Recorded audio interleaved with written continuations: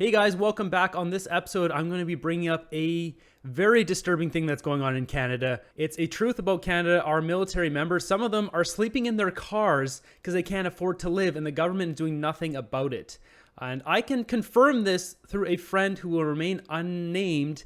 He has confirmed this is indeed happening. So check out this clip that's going viral on multiple other platforms right now. Telling me that inflation is so bad in Canada that active current members of our Canadian Armed Forces cannot afford the cost of living and are having to come to you for help. That is correct. And I can also tell you that we have active, currently serving members of the Canadian Armed Forces living in cars.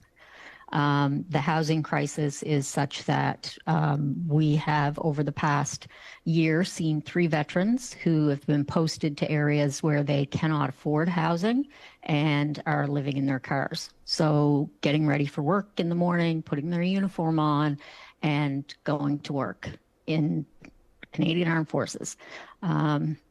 So yes, that is in fact very real. That is incredibly disturbing to see. I'm not surprised at this point. There's a new scandal. There's a new, it's endless. Every day there's something new with the Trudeau Liberal government not caring about people, getting rich off the backs of hardworking Canadians and throwing our military members out in the cold like they're trash. If we look here, there's also an article written on the counter signal about this. Veterans living out of their cars. And as this thing states here, there's 2 more years of high records of immigration rate.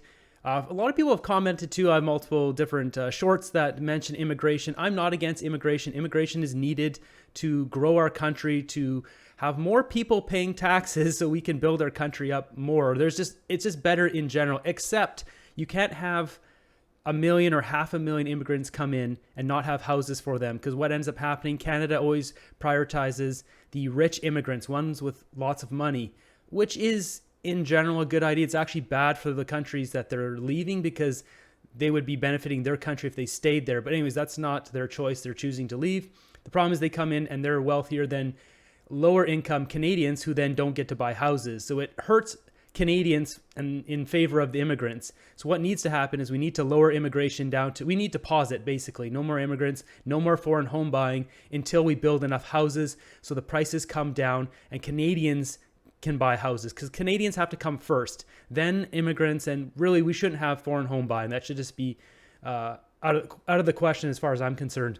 And really, we need to have a limit on how many houses a Canadian should own. Houses should not be a business. Houses are a necessity of life. We should only be able to buy 1 or 2, 3 maybe extra houses, the weekend cottage house, that kind of thing, not 77 houses to rent them all out. I'm sure people who have 77 houses who rent them all out will hate me for saying that, because obviously that affects their business and they want Trudeau to stay in power because they can get rich.